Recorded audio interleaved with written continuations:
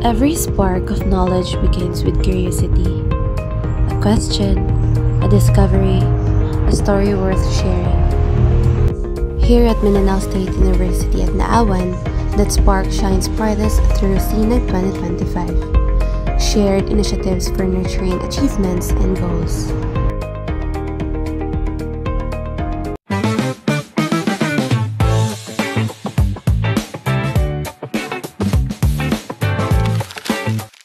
Good morning, sir. I am Benjamin Lopez, student from CFMS. We are going to interview about CINAG.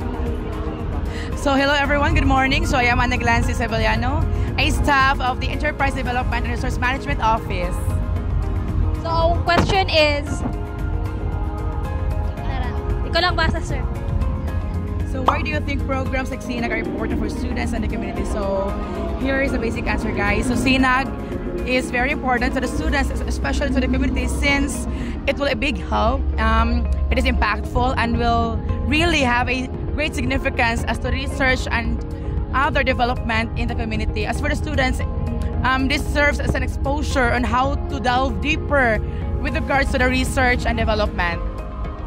Thank you, sir. Thank you. Good morning, ma'am. My name is Rehana G. Lantong from College of Fisheries and Marine Sciences. And you are? Hi, I am Rowling Sargadillos, a faculty member of our college. So, ma'am, so how do you think this program connects the university students and the wider community? Okay, hawakan ko lang to, ha? Thank you for that wonderful question. I would like to cite some importance for this program. This is CINAG 2025, and as you can notice, a lot of booths showcasing the products, the technology that our university has, no?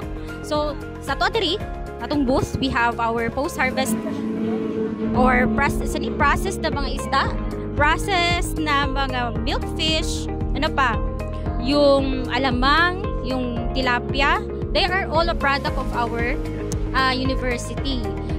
And aside from that, naapay pina-showcase na mga output sa projects, no? Masa man ay impact sa mga students. So, magkakaroon kayo ng idea as a student sa inyong research.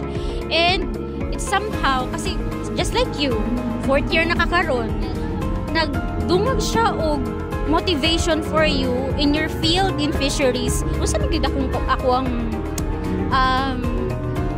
ma-contribute in the future, no? Kadaghan man din pwede na ako ma-contribute ani aside from the research itself diri sa atuang university na grabe ang research diri sa atuan, no? So this program showcasing all those technology from the projects, even from our different facility dito sa atin sa post-harvest facility. Dili na siya ka na mamaligya ra. Dili, nasabi nga ni Ma'am Chancellor kanina, it's somehow a festival. Para siyang party, no? Showcasing all our technologies. Kaya kita ko nakuha, no? Mo ito'y pinaka-highlight kayo, no? Kaya marang gini siyang festival, ayo ni nani nga program. Na siya connection sa ato sa inyo as a students. Puhon, nakamo naman po ang mag-share other technologies. Diba? Kaya mo gina-train ka lang mo karon. Pero, kani siya one way to, kumbaga, i-bridge ni siya kung sa pa'y kulang. No, napakita din na may mga comments na sa pay kulang sa atong technology karon. Tapos sa komunidad ako jud kayo pud uy. Di ba? Kani example na lang nato ning product na mo diri Kani ang mga beneficiaries namo sa extension project ilaha na. Di ba? One way to help them. Naghatag ta sa ilaha og a source of income. No? Bisag ginagmay lang.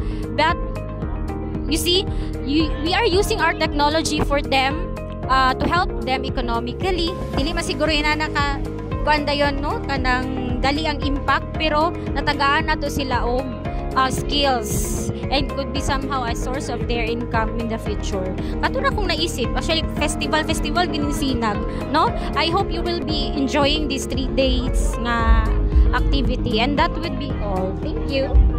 Thank you so much, ma'am. Now, we turn the spotlights to the students to hear how this year's CINAG inspired their minds shape their perspective, and lit new paths for their future. Good morning, I'm Cindy Del Pilar from the College of Fisheries and Marine Sciences, and you are?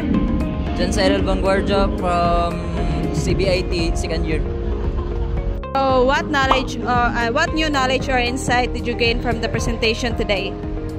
As an IT student, nakarealize ko nga important yun ang pag-manage sa stress samot na sa mga major subject like programming. Then, ang presentation, naka-motivate siya sa kuha sa pagka-estudyante na ako para ma-prevent ang academic burnout. Thank you very